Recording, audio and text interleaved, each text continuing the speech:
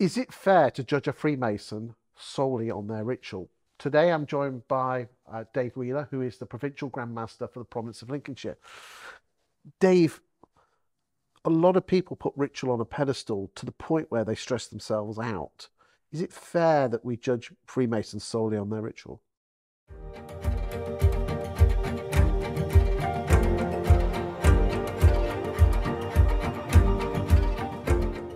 No, absolutely not.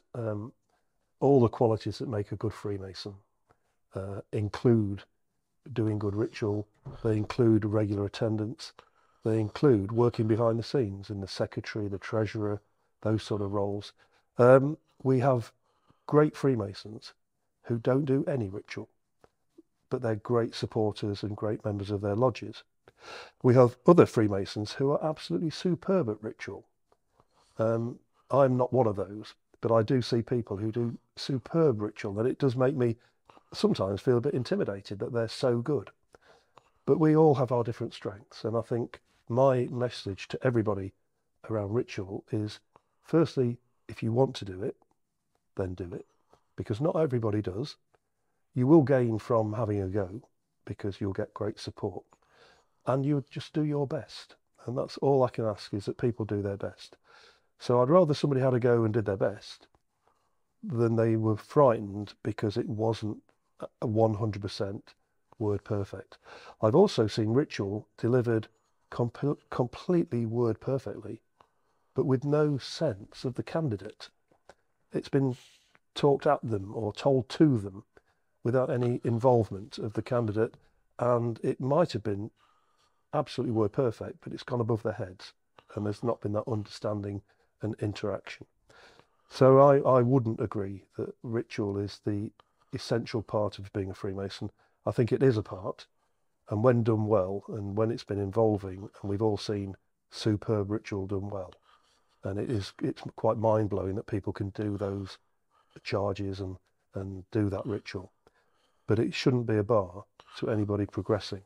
We have had people who have gone through the chair of the lodge who have struggled with ritual, and they've got great support from other members within the lodge who have taken parts from them, and on occasions people have had to read the ritual, which I would prefer that they didn't, but if that's their way of coping, rather than try and learn it, get it wrong, then be prompted, then start again, and then somebody else to get frustrated, I think that is quite uncomfortable for everybody.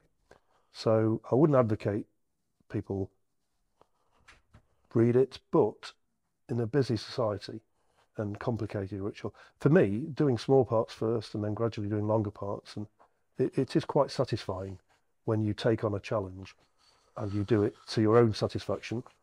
My DC used to smile and always used to say, "Well done, Dave, you got all the words but not necessarily the right order," or on occasions, "That was really good, but we don't normally do it like that."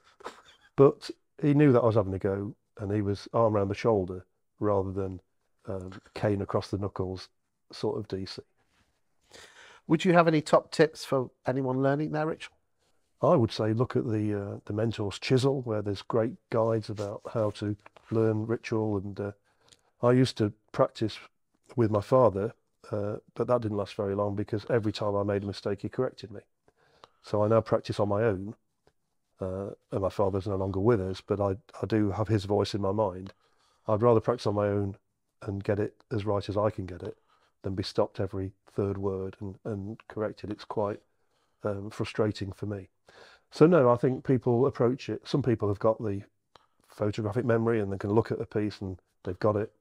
I'm not like that. I have to write it down hundreds of times, then try and learn it, and then on the night do my best, and that's all I can do.